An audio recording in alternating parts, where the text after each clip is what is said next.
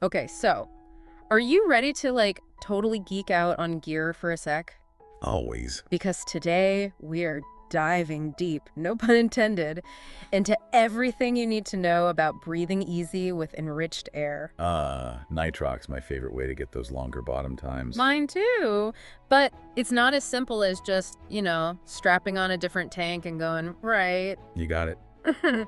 There are some, shall we say, subtle but crucial differences, like with the equipment. And subtle can sometimes be way more important than it sounds, right? Totally. Especially when we're talking about higher oxygen levels, right? Some of the components that are perfectly fine with regular air might not be so happy with nitrox. You're talking about combustion risks. Exactly. And nobody wants an underwater light show that wasn't planned, right? So safety first, we want to make sure we're using the right stuff. Absolutely. And knowing, the exact amount of oxygen in your mix, critical for dive planning. Can't emphasize that enough. Okay, so safety, check. But here's the thing, the good news. You can, most likely, use most of your existing scuba gear with enriched air. Up to a point. Right? Up to a point. So we're talking 40% oxygen. That seems to be the magic number from what I've seen. Yeah, 40% oxygen. That's kind of the threshold. Most manufacturers design their gear with that in mind. But, and this is a big bit, but you absolutely have to double check. Check those manufacturers' recommendations for your specific gear. It's just because you can wear a wetsuit doesn't mean you should wear your thickest one in the tropics, right? Sure. Different dives, different tools. I'm glad you made that analogy because it's so true. For instance, some regulators, they might need a special type of O-ring. One that's, compatible with higher oxygen levels. Wow, that makes sense. And if you use the wrong one, you risk damaging your gear and jeopardizing your dive. So homework time, everyone. Time to dust off those gear manuals or, jump online and check out the manufacturer's website. It's worth it, I promise. Okay. And even if your gear gets the okay for nitrox, regular servicing is still key. Oh, yeah, for sure. Especially after it's been exposed to any potential contaminants, right? What kind of things are we talking about here? Oils, certain types of lubricants, things that might be fine with regular air, but with the higher oxygen in nitrox, risk. They can become a hazard. Yeah. So you really want to make sure you're getting your gear serviced by a technician who is nitrox qualified. Absolutely. An ounce of prevention is worth a pound of cure, especially when you're hundreds of feet underwater, right? Exactly. And here's another thing to keep in mind, right? We always talk about how dive flags and hand signals can vary depending on where you are in the world. Right. Well, same goes for enriched air. Local variations are a thing. Absolutely. Regulations and recommendations, they can change from place to place. Yeah. So, if you're planning a nitrox dive on your next trip, do your research. Check with the local dive community. See what they say. Do they have any, specific recommendations? That's a great point. For instance, Europe, they often have much stricter regulations about enriched air equipment. Yeah, in many European countries. You'll find that any cylinder that's designated for enriched air has to have a specialized valve. It's designed to prevent it from being accidentally filled with standard air. Oh, wow. That's next level safety right there. Exactly. Built right in. Exactly. It just reduces the risk of human error, which, let's face it, when you're dealing with potentially hazardous materials, is always a good thing. 100%. Okay, so let's say your regulator is good to go for nitrox. There's one piece of equipment you absolutely, positively have to have that's dedicated solely to enriched air. Your scuba tank. The tank. Yes. No exception. No exceptions. See, this is why I wanted to do this deep dive. No exceptions. Why is it so strict with the tank? Safety. Pure and simple. Imagine this. You're gearing up for a dive. Maybe you're in a little bit of a rush. It happens. And you grab the wrong tank. Oh, no. Because think about it. Standard air tanks and nitrox tanks, they look similar at a glance, right? They do. And that's a recipe for disaster. Yeah. So to prevent that, dedicated cylinders, they have those unmistakable markings. Green and yellow bands. Exactly. Those bright, can't miss them, green and yellow bands. It's to prevent mix-ups, which can be, potentially fatal. So this really is life or death stuff. Life or death. And it's not even just about grabbing the wrong tank on the surface, right? The way enriched air tanks are filled, especially those filled with methods that use pure oxygen, it requires a cylinder that's been specially cleaned and prepped. So it's not just the gas itself, it's the actual tank itself. The tank itself, it has to be oxygen compatible. Oxygen compatible. That sounds intense. Like, what's actually happening inside the tank during the filling process? Okay, so one common method that's used for filling these tanks is called, are you ready for this? Partial pressure blending. Partial pressure blending. Yeah. Okay, walk me through it. So picture this. You've got your tank. First, it gets filled with pure oxygen Pure oxygen. to a specific pressure. Yeah. And then it gets topped off with, and this is key, oxygen-compatible air. Oxygen compatible air. Is that like different from the air we breathe? It is. Yeah. Remember how we were talking about standard air potentially having, those trace amounts of oil, dust, other contaminants. Right. Wow, those tiny particles, even in like minuscule amounts, No. dangerous. When you introduce pure oxygen, Oh. it's like mixing the wrong ingredients in chemistry class. Things could get, Explosive. exactly.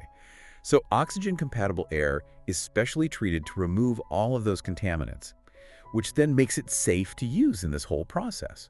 And because the cylinder valve, the interior of the tank, comes into direct contact with that pure oxygen during this type of blending, the whole thing needs to be super clean to be oxygen compatible. So you can't just grab any old scuba tank, fill it up with nitrox using this partial pressure method. You need a dedicated tank that's like made for this. You got it. Otherwise, you're basically creating a bomb. Yeah. And I don't think that's what you want for your next dive. Okay. Definitely not. Okay, dedicated tanks, unmistakable markings, oxygen compatibility. It's all making sense now. But I've got to admit, I've always been a little mystified by all the stickers and markings on those enriched air cylinders. It's like a whole other language. They're like secret codes, They are. but they're there for a reason. I promise. Okay, well, let's decode them. What are those markings telling us? Well, it all starts with the most obvious, the color coding.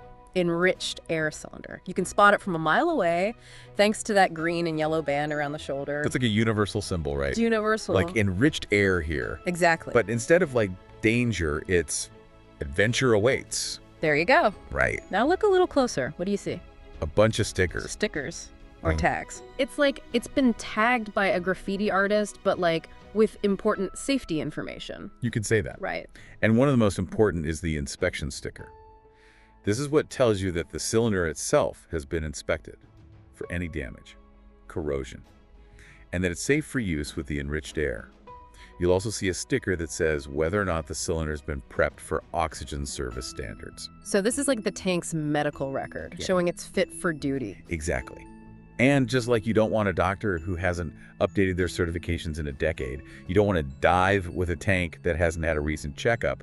And then arguably, the most important sticker of all the contents, sticker or tag. Okay, so this is where it gets personal. What do we need to know here? This sticker tells you the exact oxygen percentage in the tank, the fill date, the max operating depth for that specific blend, Yeah. and the name of the person who actually analyzed the gas. Wow, so it's like a fingerprint for that specific mix of gas. Precisely, because no two enriched air fills are exactly alike.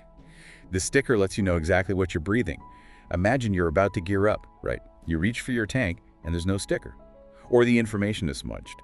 Or the dates are off. What do you do? I don't dive. You don't dive. It's that simple. No sticker, no dive. Exactly. I like it. It puts the responsibility right where it needs to be on us, the divers. Right. We have to be informed and we have to make those safe choices. I love that you said that because it's so important.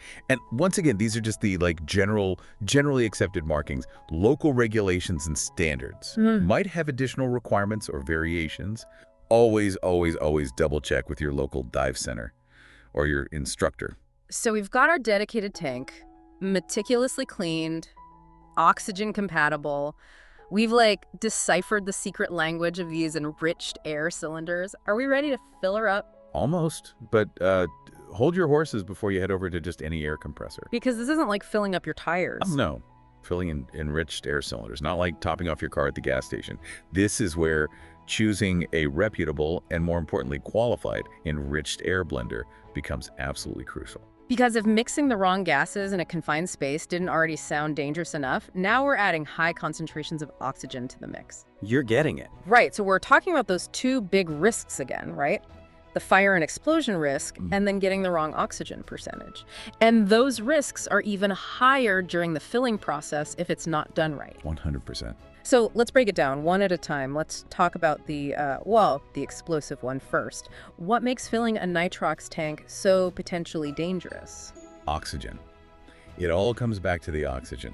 Remember how we were talking about oxygen compatibility and removing those contaminants from the cylinder and the air used in the filling process?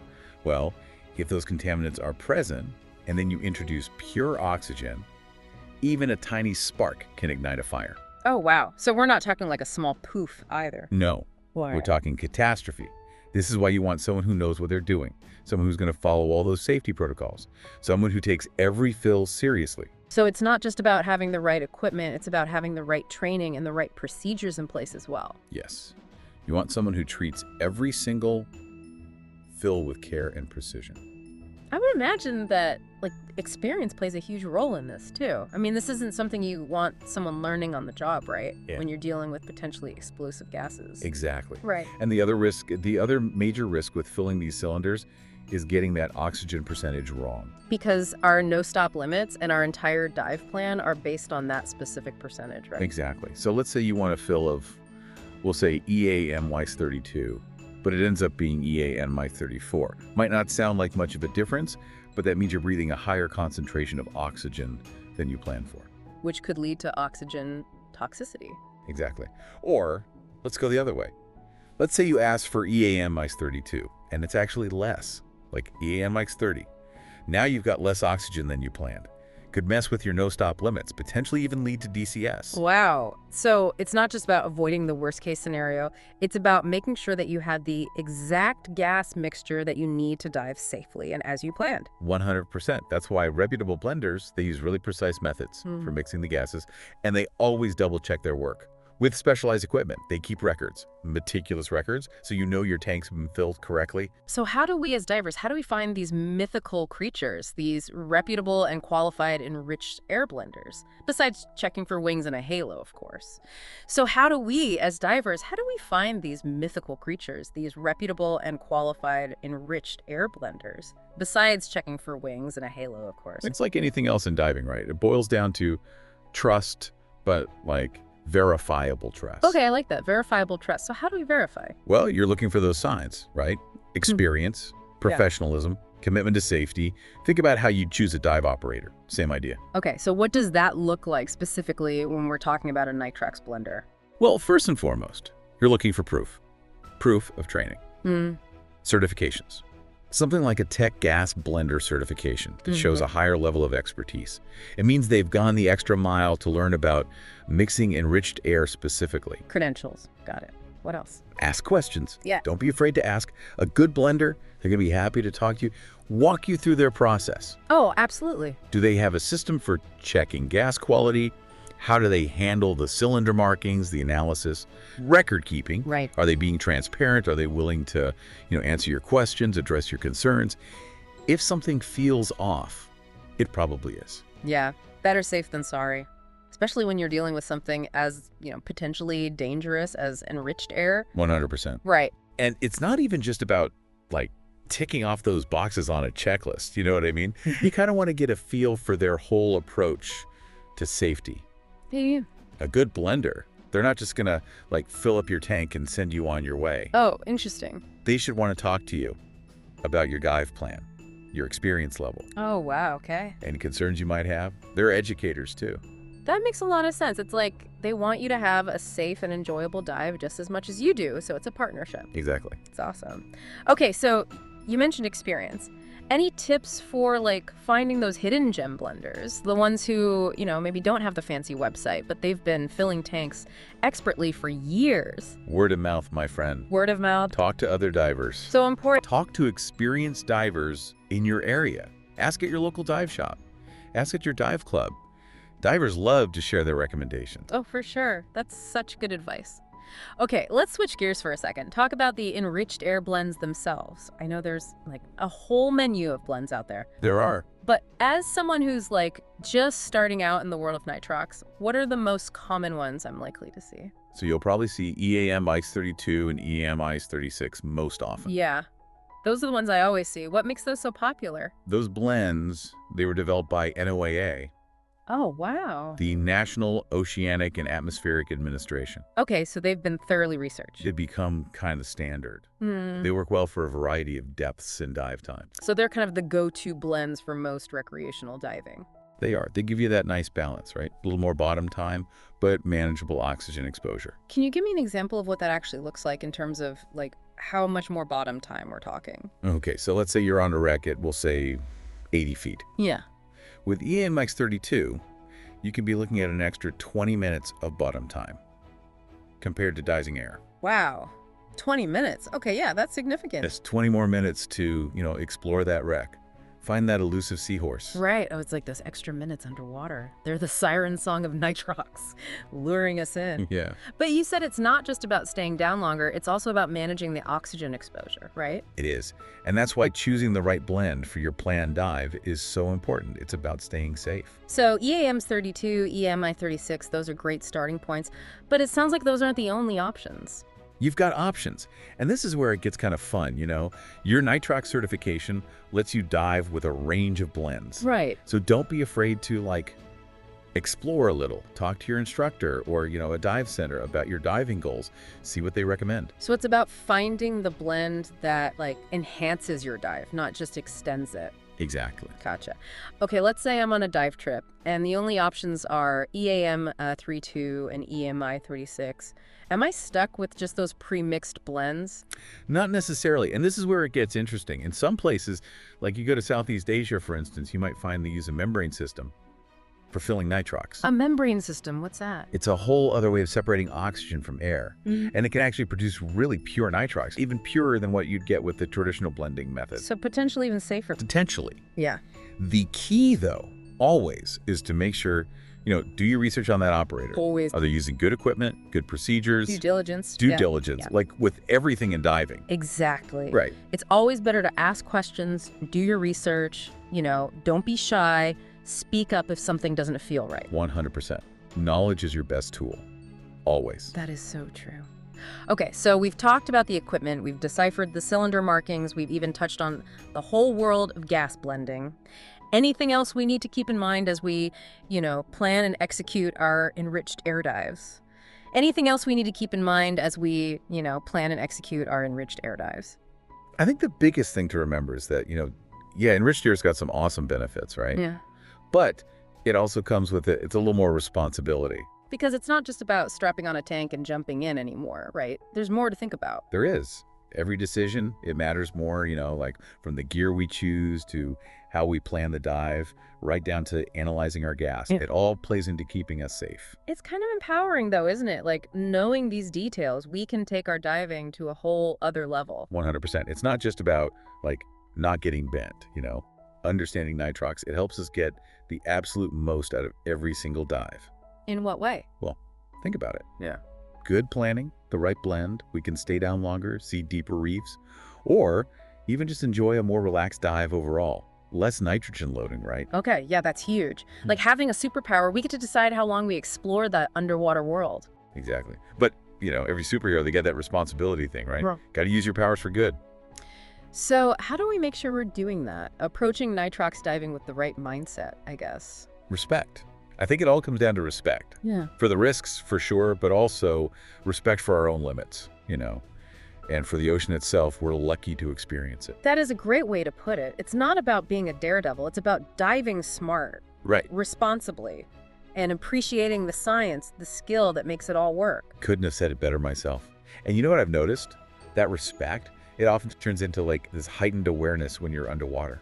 Really? How so? When you're on nitrox, you're just more tuned in. Air consumption, your depth, no stop limits. Yeah. Constantly checking, evaluating. It makes you a better diver overall, not just safer. That's awesome. It's like that saying, with great power, you know the rest. Have a great responsibility. Exactly. Nitrox gives us the power, but we're the ones who got to be responsible. Plan carefully, stay aware. Exactly. It's not a burden, though, It's what makes it fun. 100%.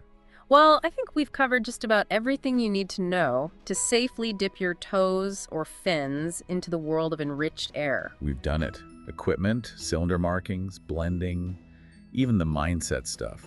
Total deep dive. Any last words of wisdom for our listeners before we surface? Never stop learning. That's it. Nitrox opens up a ton of possibilities underwater, but it's a journey. Keep asking questions, find good mentors, and just enjoy the ride. Beautifully said. And on that note, it's time for us to surface from this deep, deep dive into the world of enriched air. Until next time, explore safely, everyone, and always remember, adventure awaits.